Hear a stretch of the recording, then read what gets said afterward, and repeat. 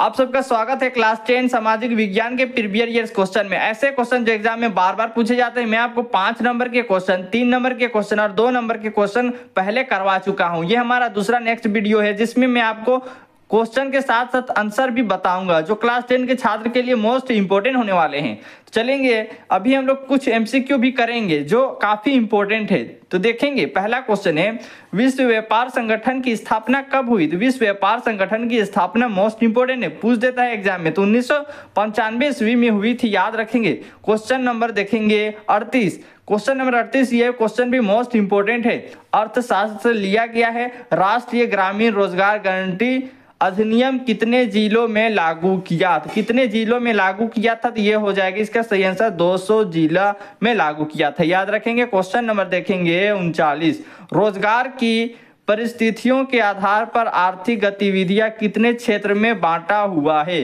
कितने क्षेत्र में बांटा हुआ है, ये भी क्वेश्चन मोस्ट इंपोर्टेंट है। ये 3 क्षेत्र में बांटा हुआ है, याद रखेंगे।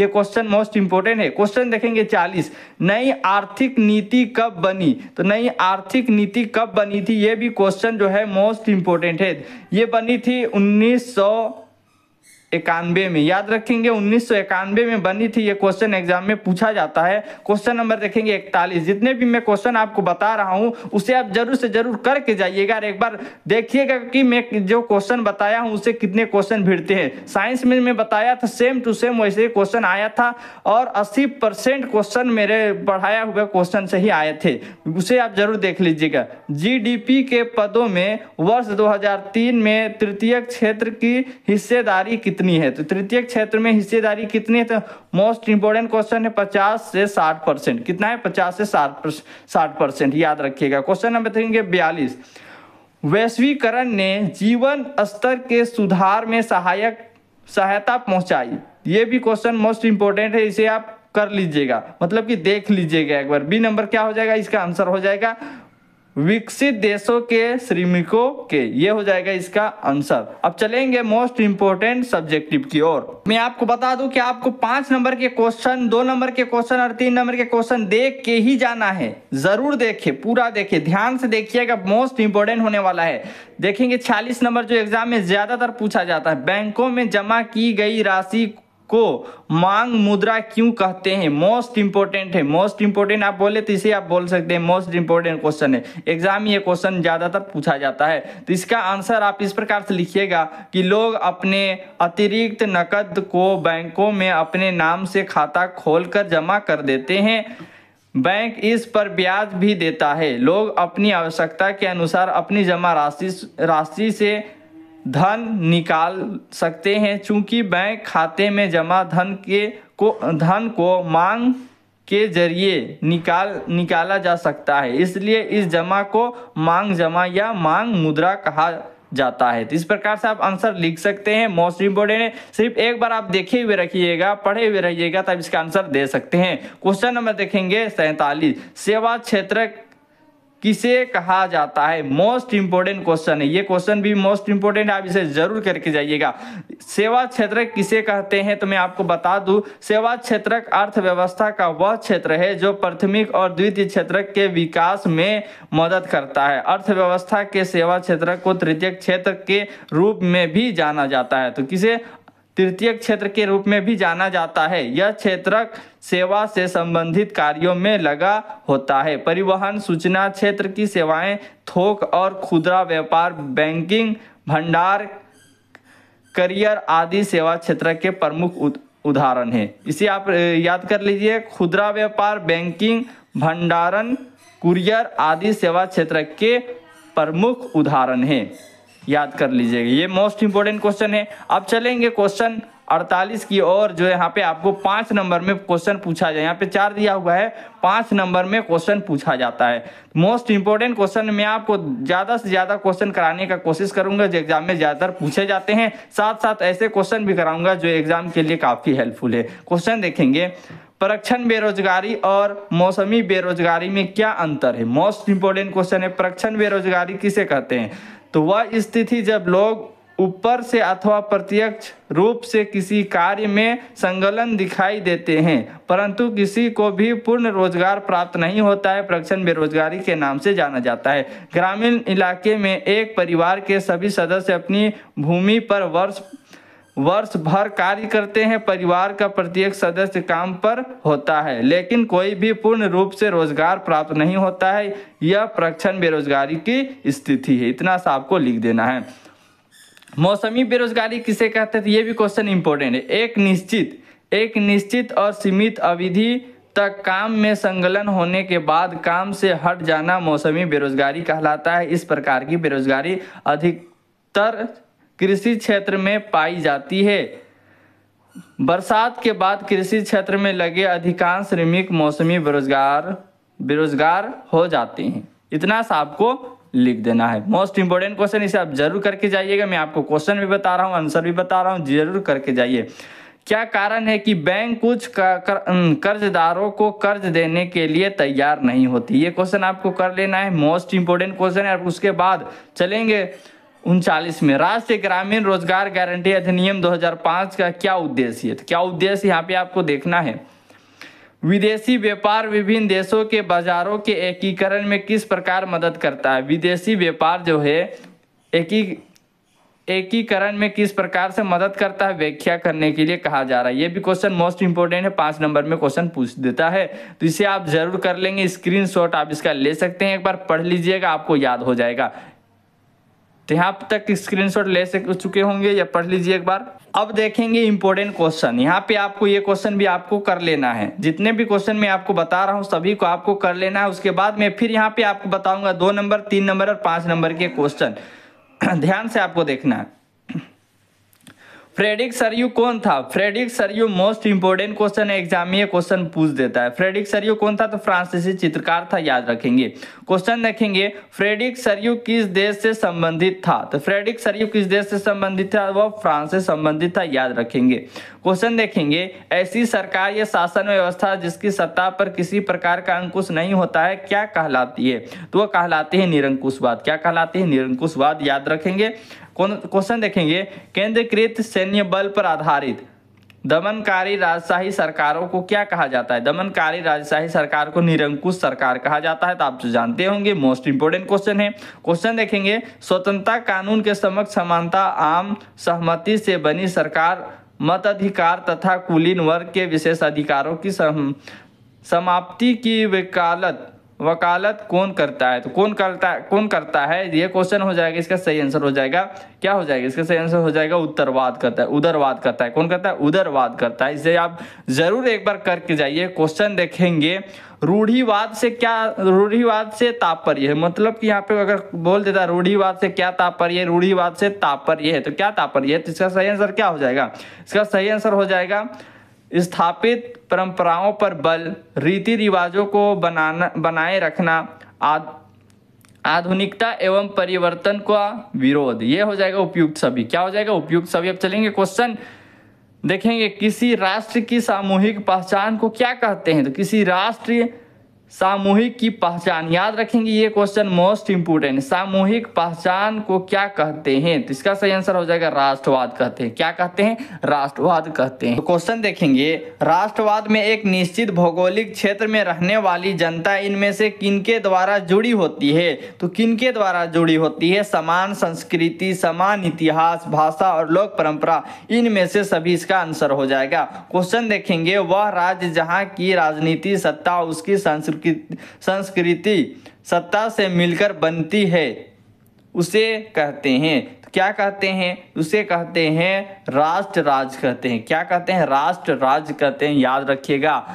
उसकी संस्कृति सत्ता से मिलकर बनती है, राष्ट्र राज्य, याद रखिएगा। क्वेश्चन देखेंगे, किसी अमृत भवन या विचार को किसी मूर्त आकृति, व्यक्ति या वस्तु के रूप में दर्शाने को क्या कहते हैं? तो यह हो जाएगा रूपक। क्या हो जाएगा? रूपक, याद रखिएगा। किसी मूर्त आकृति, व्यक्ति या वस्तु के रूप में दर्शाने को क्या कहते हैं? रूपक कहते हैं। मोस्ट इंपोर्टेंट क्वेश्चन है। ये भी क्वेश्चन मोस्ट इंपोर्टेंट है, एग्जाम में ज्यादातर पूछा जाता है। ध्यान से आपको देखना है। टूटी हुई बेड़ियां, मशाल, तलवार, उगता सूर्य आदि प्रतीक क्या कहलाते हैं? तो ये कहलाते हैं, क्या कहलाते हैं? रूपक कहलाते हैं, याद रखिएगा। मशाल, तलवार, उगता सूर्य आदि क्या कहलाता है?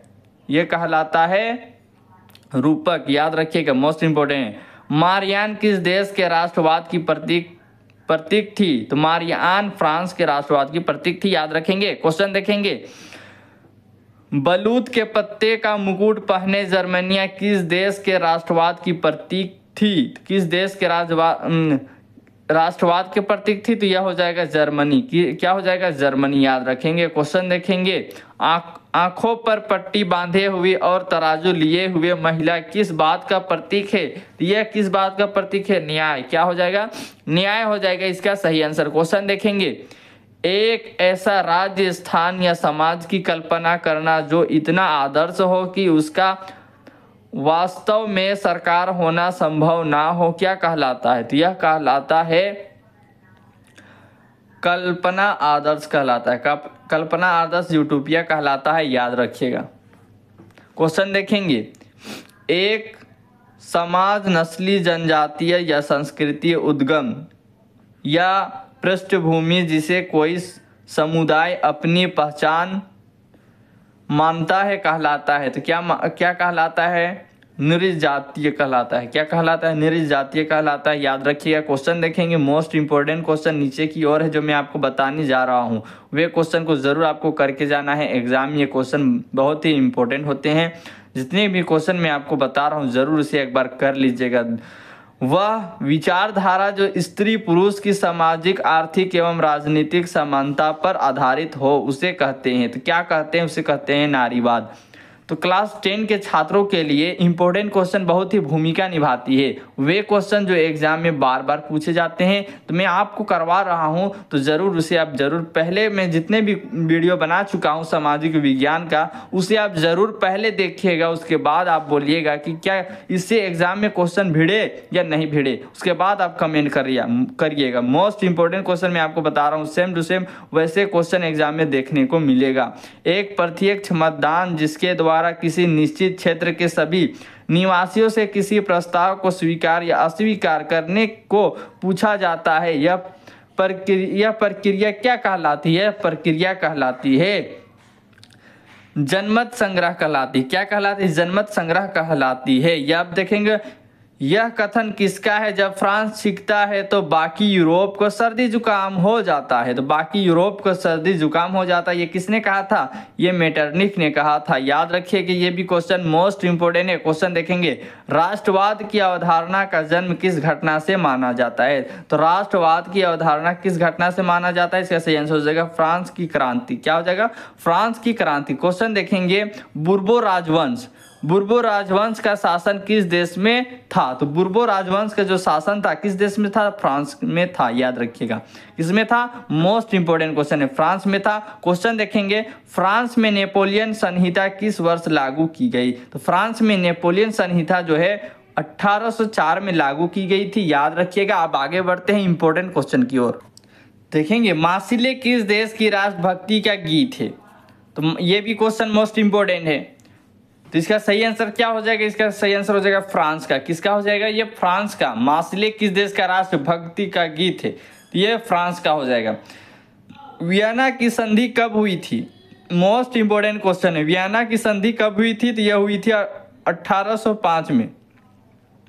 वियना सम्मेलन का आयोजन किस वर्ष हुआ था? तो वियना सम्मेलन का आयोजन हुआ था 1805 में। ये भी हुआ था 1805 में। वियना सम्मेलन की मेजबानी किसने की थी? तो ये हो जाएगा Metternich. Most important question, Metternich ने। अब देखेंगे मेटरनिख कौन था? तो मेटरनिख कौन था? ये था ऑस्ट्रिया का चांसलर। मोस्ट इंपोर्टेंट क्वेश्चन है। क्वेश्चन देखेंगे, इटली के एकीकरण की रूपरेखा देने वाले क्रांतिकारी जुसेपी मैत्सिनी का जन्म कब और कहाँ हुआ था? कब और कहाँ हुआ था? तो ये हुआ था 1807 ईस्वी में जेनवा में। कहाँ हुआ था? जेनवा में हुआ था, याद रखेंगे। मोस्ट इंपोर्टेंट क्वेश्चन है। क्वेश्चन देखेंगे, एक गुप्त क्रांतिकारी संगठन या इटली की स्थापना 1830 ईस्वी के दशक में किसने की?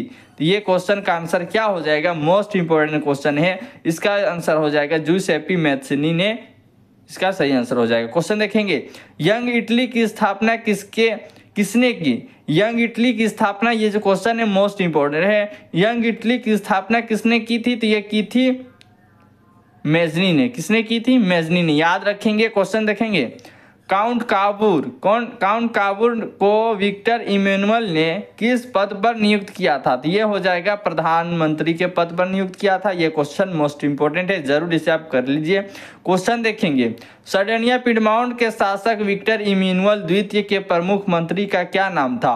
तो इसका नाम क्या था? उसका नाम था कैमिलो दे काबूर नाम था, याद रखिएगा। क्वेश्चन देखेंगे, सर्डिनिया पिडमाउंट का शासक कौन था? तो सर्डिनिया पिडमाउंट का शासक था विक्टर इमैनुअल। कौन था? विक्टर इमैनुअल, याद रखेंगे। क्वेश्चन देखेंगे, इटली के एकीकरण आंदोलन का नेतृत्व किसने किया? तो इटली के एकीकरण का आंदोलन का नेतृत्व किसने किया था? ये क्वेश्चन मोस्ट इंपोर्टेंट है, कैमिले दे काबूर ने किया था, याद रखिएगा। क्वेश्चन देखेंगे, यूनान को स्वतंत्र राष्ट्र कब घोषित किया गया? तो यूनान को स्वतंत्र राष्ट्र कब घोषित किया गया? इसका सही आंसर हो जाएगा 1832 ईस्वी में, याद रखिएगा। अगर आप पढ़े रहिएगा 2 बार कम से कम इस वीडियो को आप जरूर देखिएगा MCQ वाले। उसके बाद अगर आप सब्जेक्टिव क्वेश्चन को देखना चाहते तो आप इससे देख सकते हैं। मोस्ट इंपोर्टेंट है, यूनान स्वतंत्रता आंदोलन के दौरान कौन ब्रिटिश कब शहीद हुए? कौन ब्रिटिश कब हुए थे? लॉर्ड वायरन जो है शहीद हुए थे। क्वेश्चन देखेंगे, जर्मनी के एकीकरण में प्रमुख भूमिका निभाने वाले बिस्मार्क कहाँ के चांसलर थे? मोस्ट इंपोर्टेंट, ये प्रसा के थे। कहाँ के थे? प्रसा के थे। क्वेश्चन देखेंगे, जर्मनी के एकीकरण के लिए बिस्मार्क ने कौन सी नीति अपनाई? इसका मोस्ट इंपोर्टेंट क्वेश्चन है। ये क्वेश्चन खून और खड्डक नीति अपनाई थी, सभी को जानते होंगे। रक्त एवं लौह की नीति का अवलंबन किसने किया? तो ये क्वेश्चन मोस्ट इंपोर्टेंट है, बिस्मार्क ने किया था। किसने किया था? बिस्मार्क ने किया था। आगे बढ़ते हैं क्वेश्चन की ओर। फिर से एक बार आ चुके हैं 2 नंबर वाले क्वेश्चन, 5 नंबर वाले और 3 नंबर वाले क्वेश्चन की ओर। ये जो जितने भी क्वेश्चन मैं आपको बता दूं उसे आप जरूर करके जाइएगा, मोस्ट इंपोर्टेंट क्वेश्चन होने वाला है। इसे आप पहला क्वेश्चन अगर आप देखेंगे, राष्ट्रवाद से क्या अभिप्राय है? तो राष्ट्रवाद से क्या अभिप्राय है? एग्जाम में ऐसे क्वेश्चन जरूर पूछे जाते हैं, मोस्ट इंपोर्टेंट क्वेश्चन इसे आप मान सकते हैं। जो मैं क्वेश्चन करा रहा हूं ये क्वेश्चन मोस्ट इंपोर्टेंट क्वेश्चन है, पहले ही ये क्वेश्चन मैं आपको करा रहा हूं, पहले भी मैं इस क्वेश्चन को करा रहा हूं, पहला भी करा रहा हूं, याद रखिएगा। अब चलेंगे क्वेश्चन की ओर। राष्ट्रवाद किसी राष्ट्र की सामूहिक पहचान है। यह निश्चित भौगोलिक क्षेत्रों में रहने वाली जनता जब स्वयं को एक समान संस्कृति, इतिहास, धार्मिक मान्यताओं आदि से जुड़ी हुई महसूस करती है तो उसे राष्ट्रवाद के नाम से जाना जाता है, याद रखिएगा। क्वेश्चन देखेंगे, निरंकुशवाद से क्या अभिप्राय है? तो निरंकुशवाद ये भी क्वेश्चन इंपॉर्टेंट है, एग्जाम में ज्यादातर पूछा जाता है। निरंकुशवाद किसे कहते हैं, क्या अभिप्राय है, ऐसे क्वेश्चन आ जाते हैं। ऐसी शासन व्यवस्था जिसमें शासक वर्ग पर किसी प्रकार का कोई अंकुश या नियंत्रण नहीं होता है तथा शासन वर्ग अपनी मनमानी करने को स्वतंत्र होता है, निरंकुशवाद के नाम से जाना जाता है। ऐसी शासन व्यवस्था केंद्रीकृत सैन्य बल पर आधारित तथा दमनकारी होती है, याद रखिए। इतना तक हो जाएगा क्वेश्चन का आंसर। आप देखेंगे उदारवाद से क्या अभिप्राय है, मोस्ट इंपोर्टेंट क्वेश्चन ये भी है, इसे आप जरूर करेंगे। उदारवाद से क्या अभिप्राय है देखेंगे। उदारवाद लिबरलिज्म की उत्पत्ति लैटिन भाषा के लिबर शब्द से हुई है, जिसका अर्थ होता है आज़ादी या स्वतंत्रता। व्यापक अर्थों में उदारवाद कानून के समक्ष समानता आम। अब आगे बढ़ते हैं। उसके बाद आम सहमति से बनी सरकार शासन वर्ग, पादरी वर्ग तथा कुलीन वर्ग के विशेष अधिकारियों की समाप्ति तथा सभी नागरिकों के लिए मत अधिकार का समर्थन करता है। आर्थिक क्षेत्र में उदारवाद मुक्त बाजार, वस्तुओं तथा पूंजी का मुक्त प्रवाह तथा नियंत्रण मुक्त व्यापार का समर्थन करता है। यह हो जाएगा इसका आंसर। आप देखेंगे क्वेश्चन, अगर आप स्कूलों में पढ़ चुके होंगे तो इसका आंसर जरूर से जरूर कराए होंगे। अपने शब्दों में इसका आंसर दे, समझ के दे। एग्जाम में अपने से लिखना है आंसर तो आप इसे पढ़िए और समझ के आंसर को लिखने का प्रयास करिए। कल्पना आदर्श या यूटोपिया से आप क्या समझते हैं? मोस्ट इंपॉर्टेंट क्वेश्चन है। कल्पना आदर्श या यूटोपिया से आप क्या समझते हैं? तो ये क्वेश्चन इंपॉर्टेंट है। सभी प्रकार के भेदभावों से मुक्त एक ऐसा आदर्श समाज की कल्पना जिससे वास्तविकता के आधार धरातल पर लाना लगभग असंभव है, यूटोपिया या कल्पना आदर्श के नाम से जाना जाता है। यूटोपिया के प्रणेता फ्रेडरिक सर्यू थे। ये हो जाएगा इसका आंसर, याद कर लीजिएगा। क्वेश्चन देखेंगे राष्ट्र राज्य क्या है? ये इंपॉर्टेंट क्वेश्चन है। राष्ट्र राज्य क्या है? तो राष्ट्र राज्य क्या है, इसका एक स्क्रीनशॉट ले सकते हैं आप। चलिए स्क्रीनशॉट आप ले लीजिए, यहां से यहां तक इसका आंसर हो जाएगा। इधर कुछ नहीं है, देख लीजिए, इधर भी कुछ नहीं है। स्क्रीनशॉट आप ले चुके होंगे। आप यहाँ पे देखेंगे रूपक से आप क्या तात्पर्य है। मोस्ट इंपोर्टेंट क्वेश्चन है, रूपक से क्या तात्पर्य है। तो इसे भी आप क्या कीजिए, स्क्रीनशॉट ले लीजिए, क्योंकि मैं आगे भी इंपोर्टेंट क्वेश्चन करा सकूं आंसर के साथ। यहां तक आपका हो चुका होगा। चलेंगे, मारियान तथा जर्मेनिया कौन थे? इस तरह उन्होंने चित्रित किया गया, उसका क्या महत्व था? ये क्वेश्चन मोस्ट इंपोर्टेंट है। मॉडल प्रश्न का उत्तर देखें। मॉडल प्रश्न में कब बोल रहा है कि आप इसका उत्तर देख सकते हैं। फ्रांसीसी लोगों में सामूहिक पहचान का भाव पैदा करने के लिए फ्रांसीसी क्रांतिकारियों ने क्या क्या कदम उठाए? ये क्वेश्चन भी इंपॉर्टेंट है। तो यहाँ पे आंसर देखेंगे, अथवा करके दिया है, फ्रांस में राष्ट्रवाद का विकास कैसे हुआ? ये क्वेश्चन भी मोस्ट इंपोर्टेंट है। तो इसका आंसर आप यहाँ पे लिखा हुआ है, इसे आप देख सकते हैं। फ्रांस के नागरिकों में सामूहिक पहचान अथवा राष्ट्र के नागरिक होने का भाव पैदा करने के लिए फ्रांसीसी क्रांतिकारियों द्वारा निम्नलिखित उपाय किए गए। ये क्वेश्चन जो है मोस्ट इंपोर्टेंट है। तो मैं आपको बता दूं कि इसका आंसर आप अपने भाषा में लिखिएगा। नए राष्ट्रध्वज का निर्माण किया गया, प्रतिभूमित था, नागरिक जैसे राष्ट्रवादी विचारों को प्रोत्साहन दिया गया, क्षेत्रीय बोलियों के स्थान पर फ्रेंच को जन सामान्य की भाषा बनाने का प्रयास किया गया, नागरिकों के एक समान अधिकारों का समर्थन किया गया, सभी नागरिकों के लिए एक समान कानून बनाए गए, आंतरिक आयात निर्यात शुल्क समाप्त कर दिया गया तथा नाप तोल की एक समान व्यवस्था लागू की गई। मोस्ट इंपोर्टेंट क्वेश्चन है, ये क्वेश्चन आप जरूर करके जाइएगा। क्वेश्चन देखें, नेपोलियन बोनापार्ट कौन था? मोस्ट इंपोर्टेंट क्वेश्चन है, इसे आप जरूर कर लीजिएगा। तो नेपोलियन